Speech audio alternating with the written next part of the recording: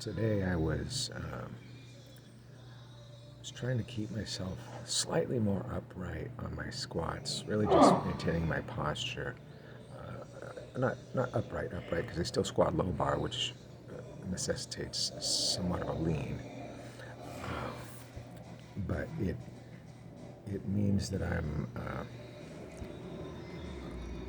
kind of just hitting right around parallel, not going as deep as I sometimes gone.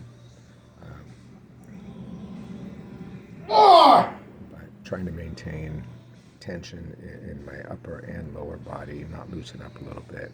Especially I had a little soreness in my knee the last couple of weeks. So I thought if I can maintain more tension at the bottom, then that's and my knee's not feeling too bad right now. After that workout, after a couple-mile walk,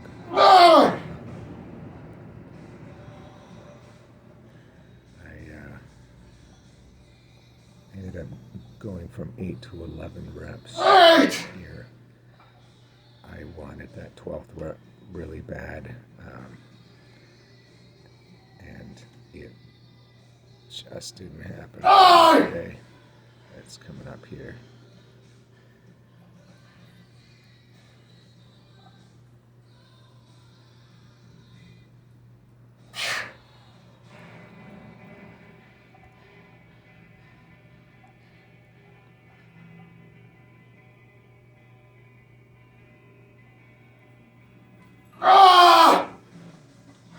Able to grind that one out.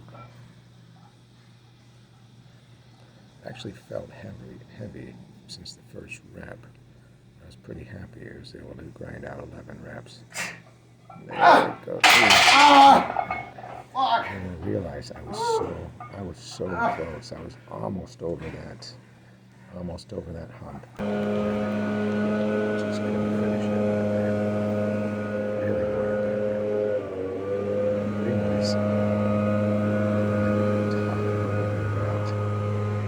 Health versus muscle. And he gets into weightlifting for their own reasons.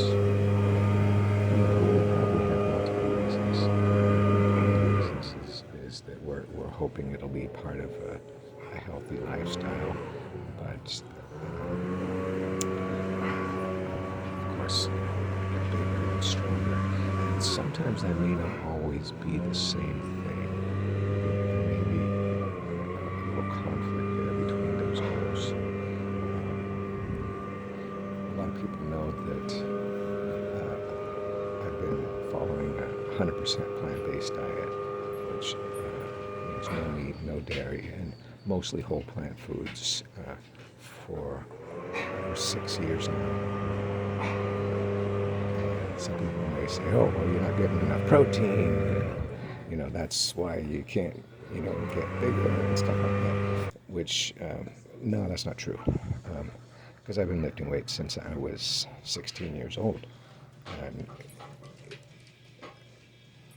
how do you explain the, last couple of decades before that,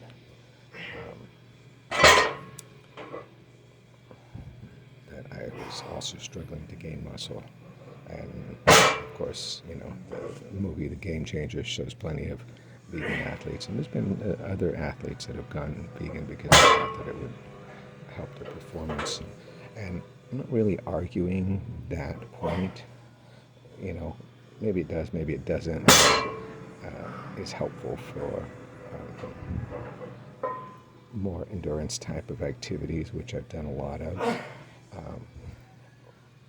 But if you read the evidence, there's really no disputing that it is healthier long-term in the sense of cardiovascular health, in the sense of reducing risks of lots of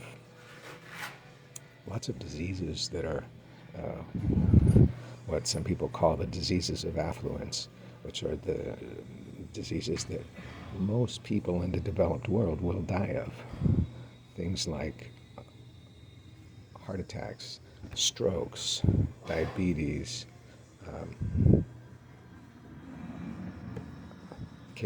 various cancers, and a handful of others. And to me, the lifting weights it's part of a healthy lifestyle. Yes, I want to get as strong as I possibly can, but not at the expense of sacrificing my health. So the idea of taking any kind of enhancing chemicals that might help my performance at the cost of my long-term health is definitely not something that I would ever want to do. But so anybody who is curious about the evidence, the first book that I usually point them to is the China Study by Dr. T. Colin Campbell. He's a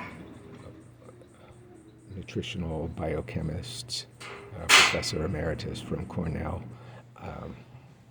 And he's also written a couple of other books, but he wrote the China Study, and then he wrote another book that was a follow-up to that called Whole, spelled W-H-O-L-E, meaning for like a whole whole food, plant-based diet, which is what he advocates. He doesn't like to use the word vegan, because vegan really tells you what you're not. It doesn't tell you what you are. And then he recently published another book called The Future of Nutrition. All of them excellent, but I would read the China Study first. And like I said, this is opposed to, if people say, oh, well, you should do this or that in order to build more muscle. And I don't know, is it possible that you could build more muscle by eating more meat and dairy? It's possible, but not for the reasons that they think. It's not because vegans are not getting enough protein or enough high quality protein. It's really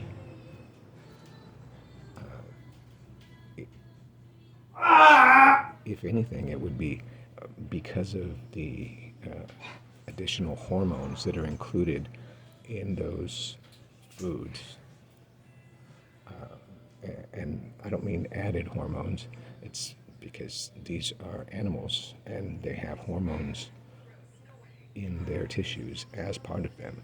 And dairy products, of course, are loaded with hormones because they're designed to take a baby calf and turn it into a 400-pound cow as quickly as possible.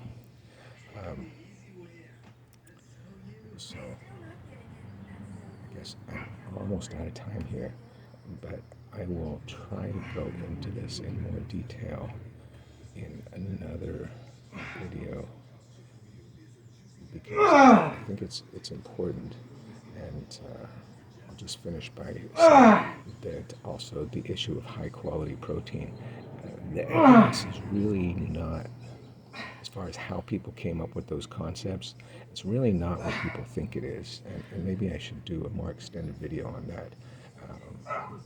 Dr. Campbell, in his book, The Future of Nutrition, really goes into that in detail about how they come up with the ideas of high quality protein and what it means, and what the evidence or lack there is. But I'm out of time.